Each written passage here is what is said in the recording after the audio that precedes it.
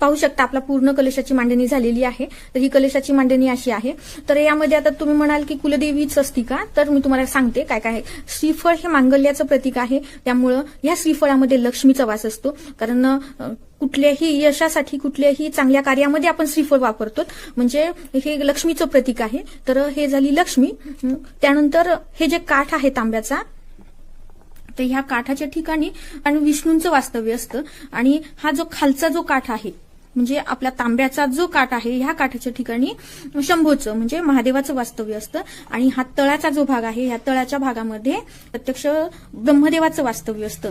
म्हणजे ब्रह्म विष्णू महेश या तिघांचंही इथं वास्तव्य असतं। आणि यामध्ये आपण पाणी भरलेलं आहे, म्हणजे जलदेवता सुद्धा यात आहेत। आणि हे मांगल्याचं, शुभतेचं, म्हणजे सुखाचं, समृद्धीचं सगळ्या गोष्टींसाठी आपण श्रीफळ वापरत असतो। म्हणजे हे लक्ष्मीचा वास असणारं लक्ष्मी फळ श्रीफळ। तर हे झालं आपल्या कुलदेवतेचं मंगलमय असं कलश स्थापना।